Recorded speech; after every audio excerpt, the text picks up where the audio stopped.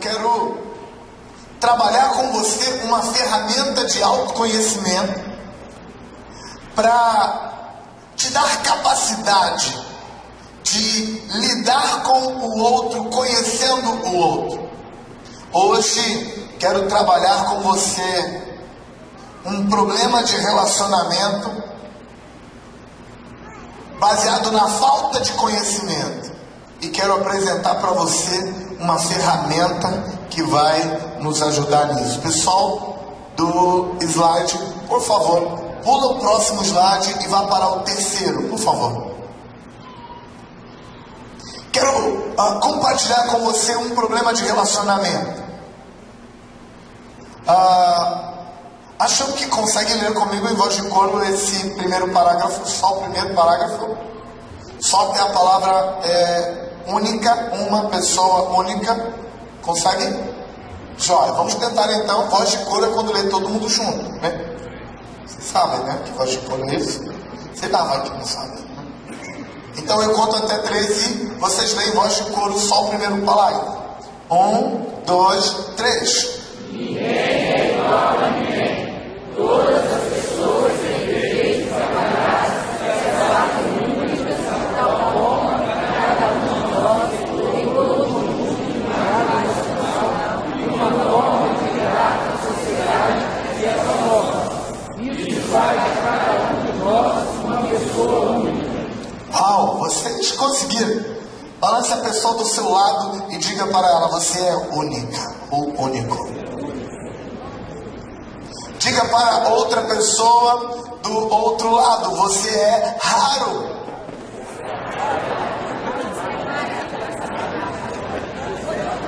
Vire para a pessoa do outro lado e diga para ela: você é valioso.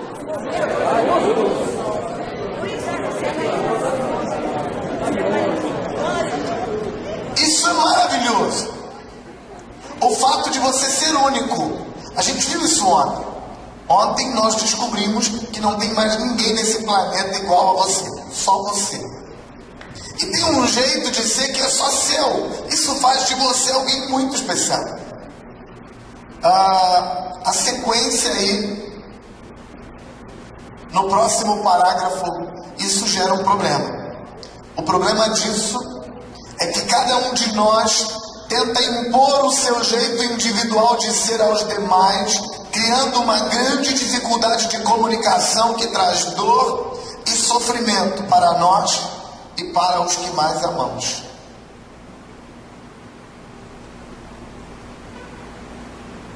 Quando eu entendo que eu sou único, eu paro de fazer isso. Mas a maioria de nós não entende que somos únicos. Como a gente não entende que a gente é único, a gente olha o mundo sob nosso olhar.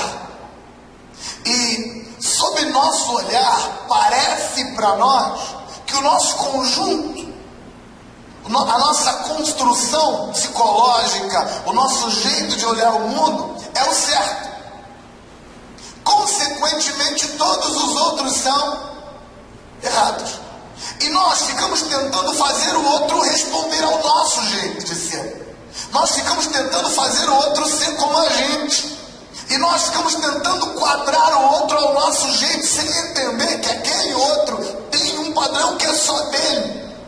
E aí o resultado da nossa tentativa é machucar o outro, porque estamos tentando fazê-lo ser algo que ele não é. Próximo slide, por favor.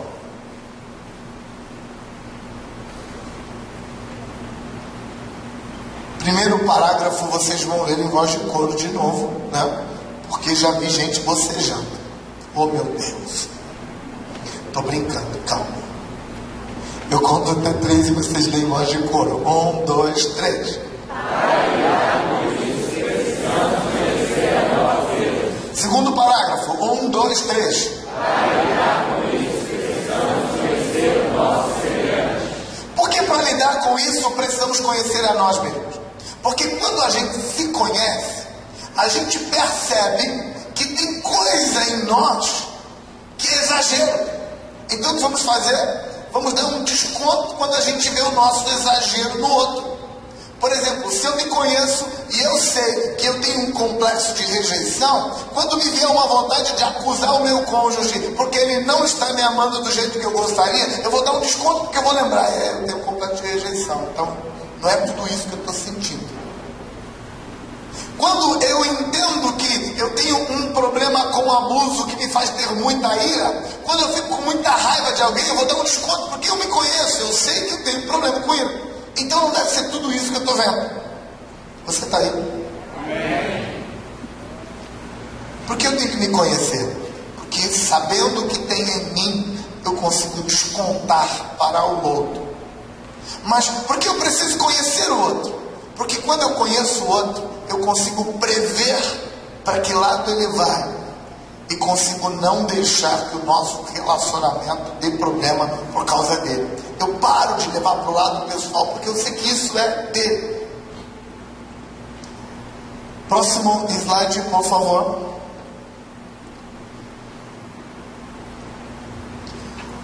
Diz que uma ferramenta que pode ser útil. Diz que uma ferramenta que estabelece 4 tipos bases de temperamento. O que é o DISC? O DISC é uma ferramenta que ajuda a gente a entender o nosso temperamento. E essa ideia de entender o próprio temperamento não é nova, embora o DISC seja uma ferramenta razoavelmente nova. O DISC foi criado em 1920 pelo Dr. William. Dr. William foi o mesmo psicólogo que criou o personagem Mulher Maravilha e que criou o detector de mentiras, o polígrafo. Ele também criou o DISC.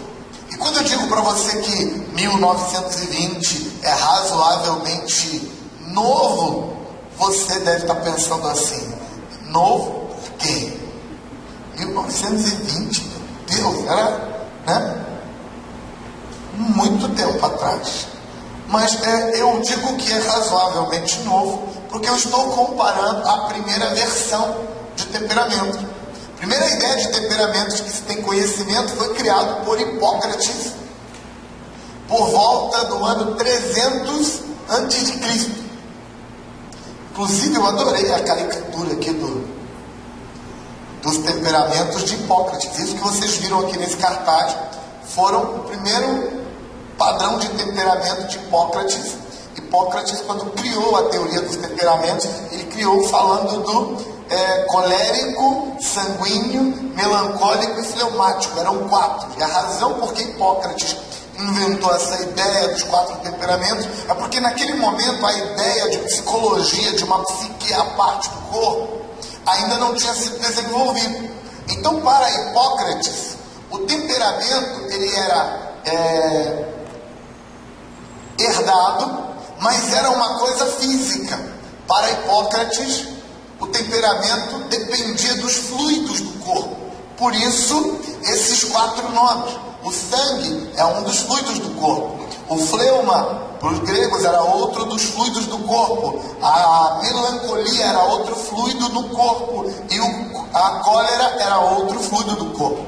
O Hipócrates entendia que dependendo do fluido que mandasse no meu corpo, eu teria um temperamento movido por aquele fluido. 1920, Dr. William, estudando psicologia moderna, entende que o temperamento era alguma coisa da psique, não do corpo. E aí ele cria algumas ferramentas para ajudar a gente a entender o nosso temperamento. E essa ferramenta, ou esse conjunto de entendimentos, se chama DISC. E daqui a pouco você vai entender por que se chama DISC. Próximo slide, por favor. Para a gente entender o temperamento, nós precisamos entender essas 3 palavras. E por que precisamos entender essas 3 palavras? Porque no meio da mídia, essas três palavras são usadas de forma intercambiável, embora elas não sejam. Uma substitui a outra. Quando as pessoas falam dessas três palavras, nós nem sempre sabemos do que eles estão falando. Às vezes se usa temperamento para se falar de caráter, às vezes usa de caráter para falar de personalidade, ou de personalidade para falar de temperamento. Então, quando você lê um artigo, e o artigo está falando de temperamento, você tem que olhar o contexto do artigo para saber se ele está falando de temperamento mesmo. Às vezes ele está falando de personalidade.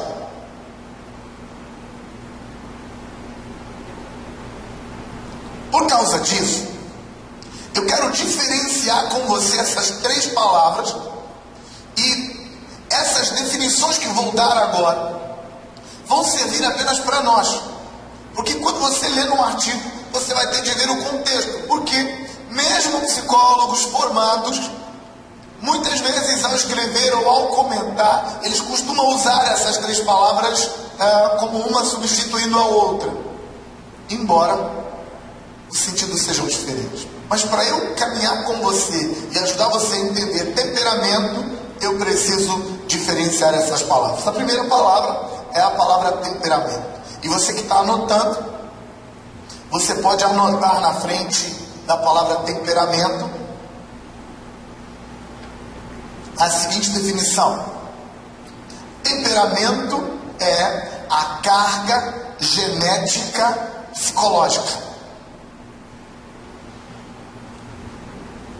Temperamento é a parte psicológica que você herda dos seus pais, dos seus avós, dos seus bisavós. Sendo que as mesmas leis que valem para a herança genética física, essas mesmas leis servem para a herança genética psicológica. O temperamento, então, é aquele conjunto de característica psicológica que já vem com a gente. Por exemplo, às vezes a mãe, com aquele menino raivoso no colo, o menino mal acabou de nascer, 1 semana, 2 semanas de nascido, o menino tem uma ira terrível, e ela percebe que a ira que o menino tem é a ira que o pai do menino tem, é a ira que o avô do menino tem. Então ela dá uma balançada nele e diz: você é carne de pescoço igual a família do seu pai. Claro que eu não estou falando de ninguém que está aqui hoje, fiquem tranquilos, eu sei que vocês não têm esse tipo de problema. Estou me referindo a uma pessoa que não veio hoje, na verdade alguém que nem é dessa comunidade. Fiquem tranquilos, né? Eu já entendi vocês, eu sei que vocês não têm problema. Entenderam então o temperamento? Carga genética psicológica, você herdou. Então, para quem está anotando, no final lá na frente você coloca: temperamento é herdado. A segunda palavra é a palavra caráter. E na frente da palavra caráter você pode escrever: caráter é o treinamento, educação, condicionamento do temperamento.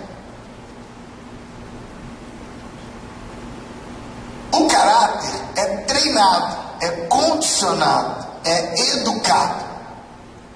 O caráter é culpa de alguém. O temperamento não. Por isso, não existe temperamento bom, nem temperamento ruim. Só existe temperamento diferente.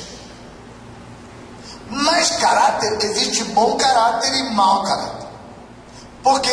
Porque eu não posso dizer que uma pessoa de uma determinada raça, de uma determinada etnia é ruim. Não posso. Por que não posso? Porque isso é herança dele, ele nasceu assim.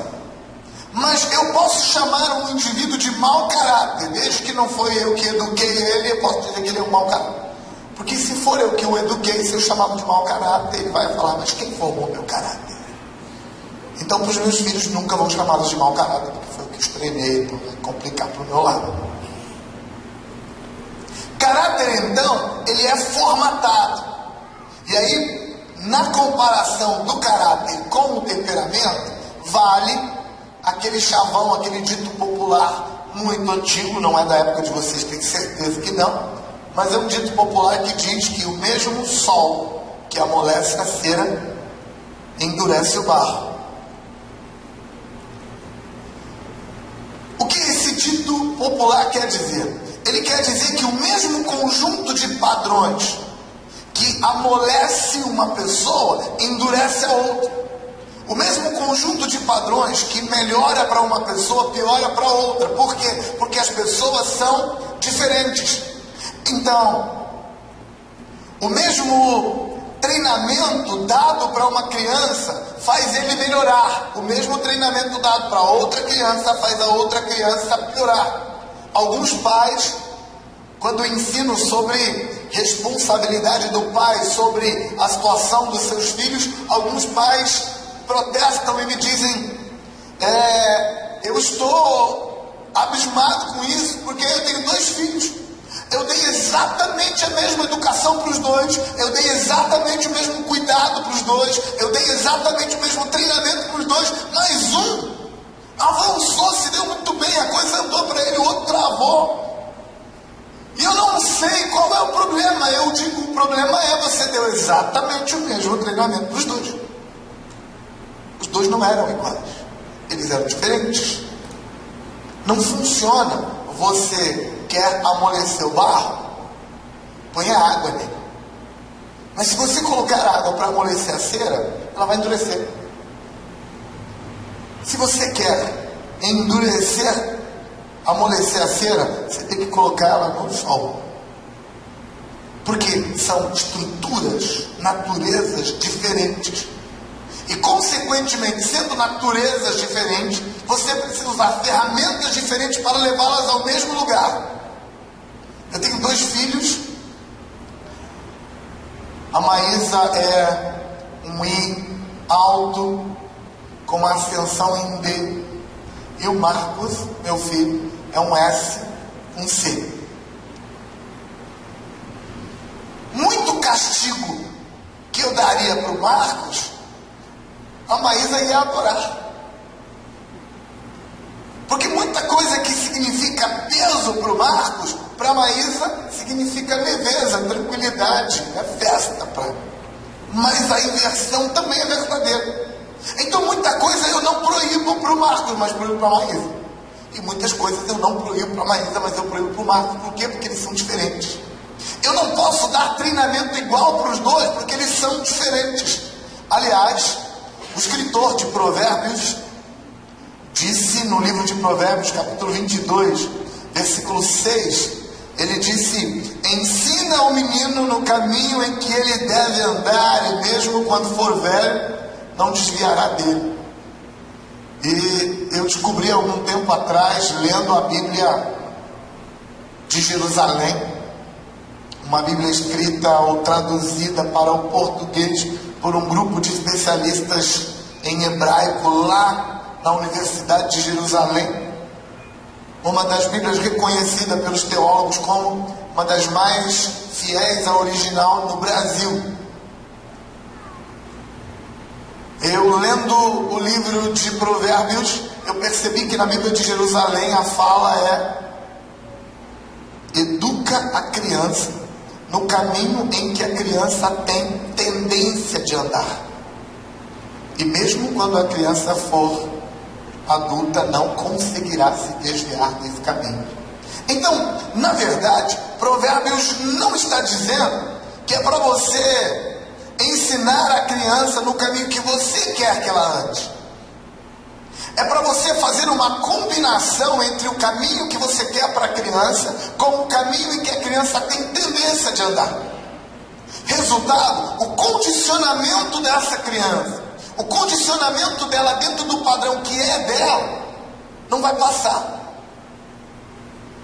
Nunca, porque ela nem vai conseguir não viver daquele jeito. Enquanto que se você treina a criança num caminho em que ela não tem tendência, você estica, até quando você consegue. Mas assim que você soltar, ele volta para o lugar original. Por quê? Porque você treinou numa direção que ele não tende a andar. Vou criar um exemplo mais fácil de entender. Imagine um empresário durão.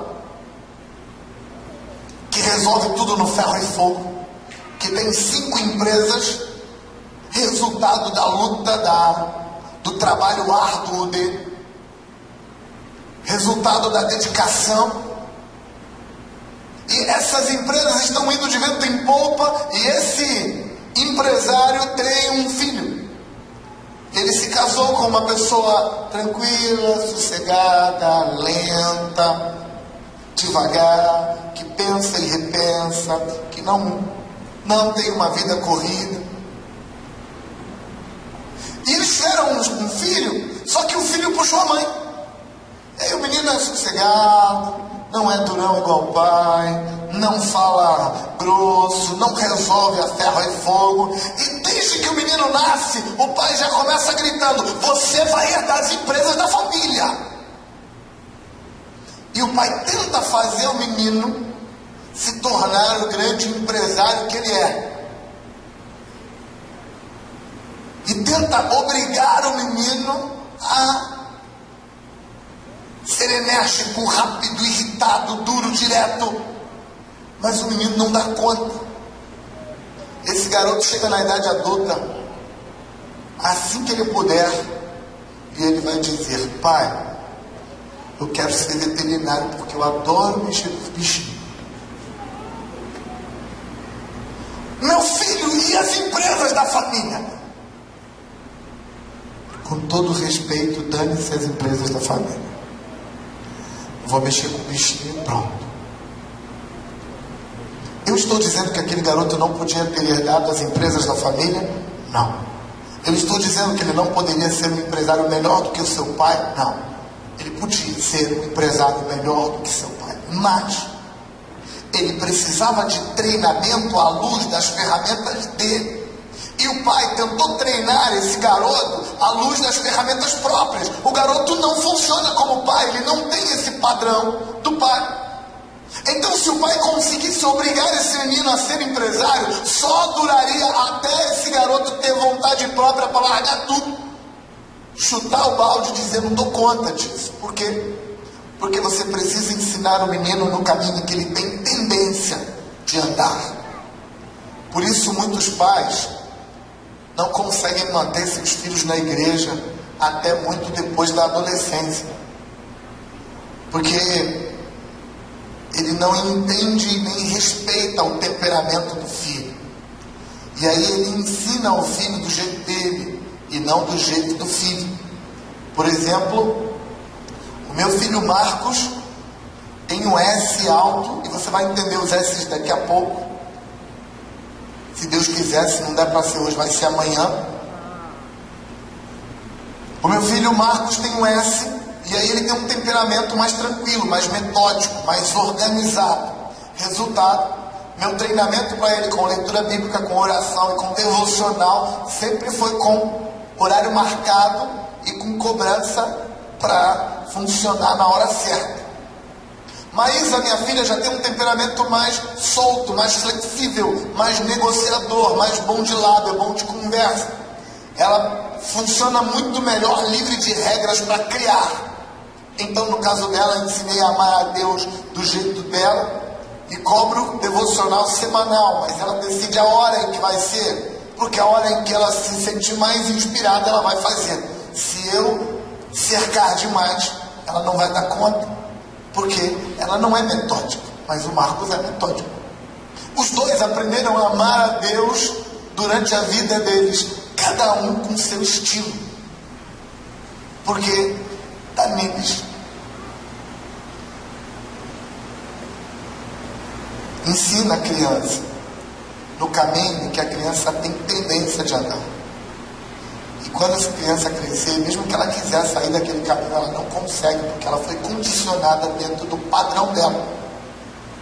Você está aí? Amém. Então, temperamento é herdado, caráter é treinado, condicionado, educado. Joia? Beleza? Personalidade. Personalidade vem da palavra persona. Personalidade tem a ver com máscara. A palavra persona é máscara. E, portanto, personalidade seria o conjunto de máscaras que você escolhe para cada lugar. A personalidade é aquela pessoa que você mostra naquele lugar específico. Por exemplo, tem uma pessoa que você é na escola, como aluno. Tem outra pessoa que você é na igreja, como membro, como discípulo. Tem uma outra pessoa que você é com o seu melhor amigo. Tem uma outra pessoa que você é com aquele que não é tão amigo assim. Mas tem uma pessoa que você só é para seu cônjuge no momento íntimo. Ninguém mais conhece aquela faceta de você senão seu cônjuge. Por quê? Porque você escolhe um conjunto de características suas para mostrar num dado momento. E isso não é mascarose crônica, isso é, todo mundo é assim. Você não é a mesma pessoa em lugares diferentes. A não ser que os níveis de tensões dos dois lugares sejam exatamente os mesmos, você escolhe características que aparecem num lugar e que não aparecem no outro. Isso é personalidade. Nós não trabalhamos com personalidade. Por que não? Porque personalidade é muito mais para a gente saber que tipo de pessoa você será num determinado ambiente. Em geral, os mais interessados em entender a personalidade do indivíduo são as pessoas que trabalham com gestão de pessoas. Nós não trabalhamos, não temos nenhuma ferramenta para trabalhar isso. Mas se eu tivesse que recomendar uma ferramenta, eu recomendaria a janela de Johari, e você acha isso facilmente na internet. Há vários sites que trabalham com a janela de Johari e várias empresas que aplicam a janela de Johari na empresa. Mas para a gente não é importante. Para nós é importante o temperamento, porque é a sua herança. O caráter, porque pode ser mudado. Então, para você que está anotando, temperamento é herdado, caráter é treinado ou condicionado, personalidade é escolhido. Você escolhe. Estão acompanhando? Jóia. Agora que você entendeu temperamento, caráter e personalidade, nós podemos pensar no temperamento, no seu temperamento, debaixo da visão do DISC. Porque o DISC estabelece 4 tipos bases de temperamento. Próximo slide, por favor. Os 4 tipos bases de temperamento do DISC. Por que temperamentos bases? Por que bases? Porque, em geral, as pessoas não têm um só dos 4. Em geral, eles combinam 2, 3, até 4. Essas combinações tornam as possibilidades a partir desses 4 infinitas. Não é muito comum que o sujeito seja puro. Também não é muito comum que ele tenha os 4. É mais comum que ele tenha 2 ou 3. Mas ainda assim, as possibilidades são infinitas. Nós vamos entender cada um dos 4 e, baseado nesses 4, você vai ter uma noção de quais são os que estão operando em você. Por isso nós chamamos esse teste de DISC, porque algumas pessoas são Ds, outras pessoas são Is, outras pessoas são Ss e outras pessoas são Cs. Estão acompanhando até aqui? Estão acompanhando? Algumas pessoas são Ds, outras pessoas são Is, outras pessoas são Ss e outras são Cs. Joia? Então, por que algumas pessoas são Ds? Nós as chamamos de Ds porque elas são... Próximo slide, por favor. Joia. Vocês vão me ajudar. Isso, esse aí tá bom, desse jeito. Vocês vão me ajudar pensando comigo só nos Ds. Tá joia? Tá dando para ler o pessoal desse lado aqui que estão conseguindo ler? Beleza. Então vocês vão ler para mim os Ds. Os Ds são chamados de Ds porque eles são?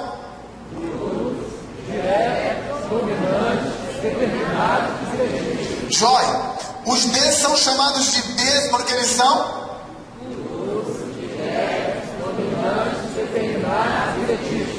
Então, o D é aquele sujeito que é duro. Duro por quê? Porque o D, ele é duro porque ele não amacia. Conhece o sujeito que nunca amacia? Ele não amacia, ele bate seco. Como é que isso funciona? Funciona assim. Eu vou comparar o D com o I nessa questão da dureza, porque na área da dureza o D e o I são antagônicos. O I adora amaciar e o D nunca amacia. Então vamos imaginar que o D, que o I, aliás, quer contar para uma pessoa que está numa determinada função que ela não tem QI para aquela função, que ela não tem inteligência para aquela função. Precisa alocar essa pessoa. Então o I vai contar para ela isso. Então o que o I faz?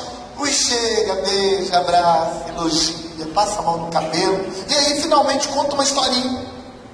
E naquela historinha tem um personagem que é uma toupeira. E no final da historinha ele pergunta para a pessoa: você entendeu a história? E a pessoa diz: eu entendi. Então, tem a toupeira? Tem, é você. E sabe, com tranquilidade vai conduzindo a pessoa. O D vai dizer a mesma coisa. Ele chega assim e fala: ó, mas tu é muito burro para essa postura. Quer fazer o favor de desocupar a cadeira? Desinfeta, desculpa, sério. Porque o D não faz questão nenhuma de amaciar. E como ele não faz questão de amaciar, nós o classificamos como alguém duro. Agora eu preciso abrir um parênteses. Entenda isso. Quando o D é duro, ele não está querendo ofender ninguém, não está querendo machucar ninguém, não está querendo atacar ninguém. Ele é assim. E talvez você me pergunte: mas ele precisa ser tão mal educado? Não. Para ele não está sendo mal educado. Para ele está sendo ele.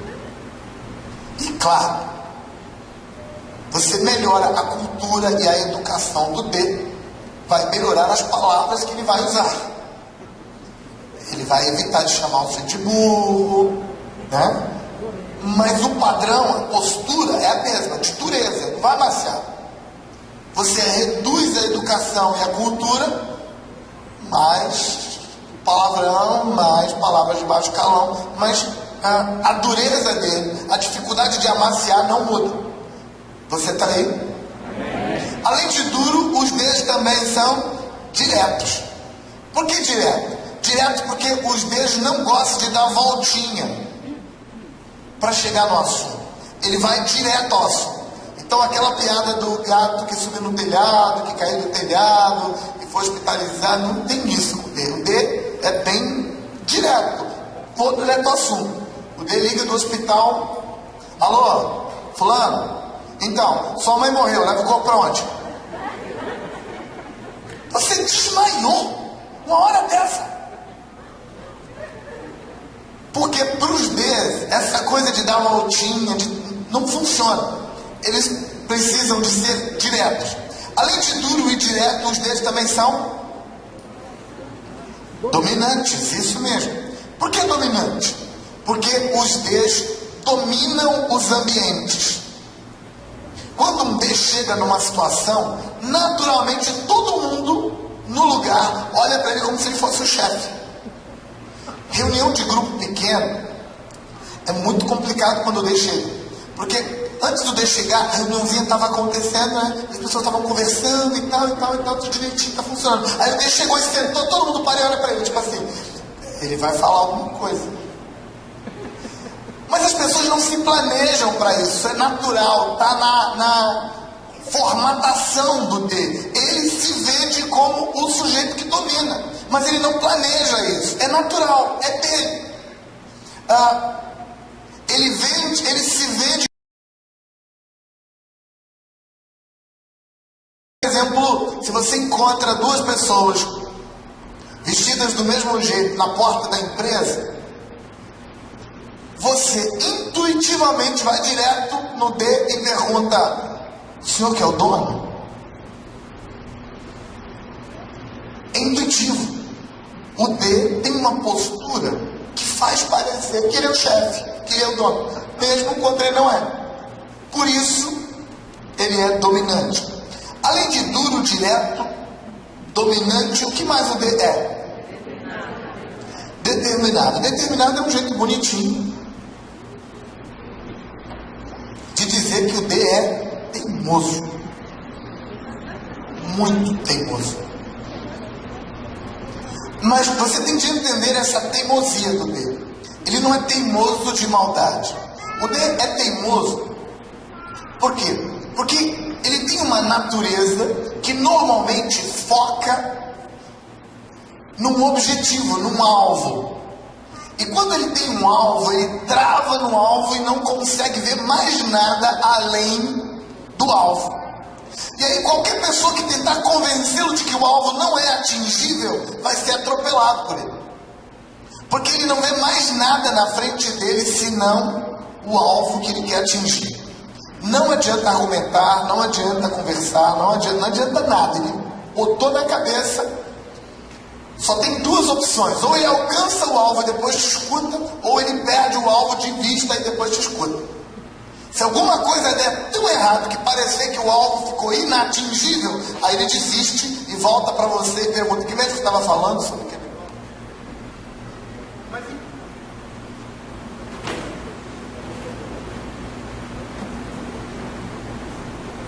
Eu acho que acabou a bateria. Mas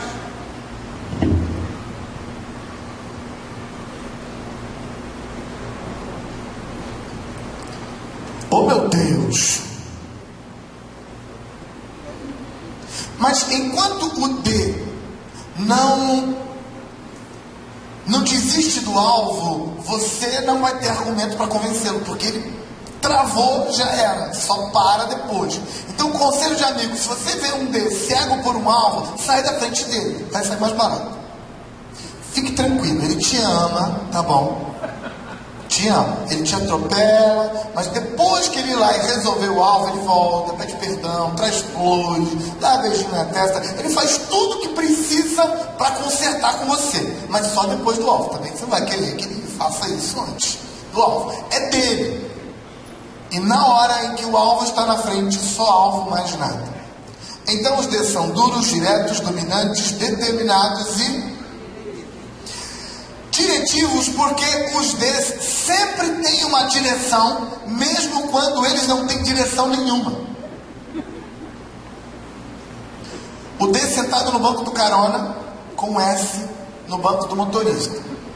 Os S são muito inseguros. Vamos falar dos S daqui a pouco. É natural para um S que, mesmo que ele sabe para onde está indo, ele tem certeza do caminho, mas o S sempre dá uma olhadinha e fala assim: vira à direita. Ele sabe que é para virar à direita, mas ele faz aquela perguntinha da insegurança. Aí o D está no banco do carro, não fez a pergunta, o D diz: não, esquerda, aqui, ó.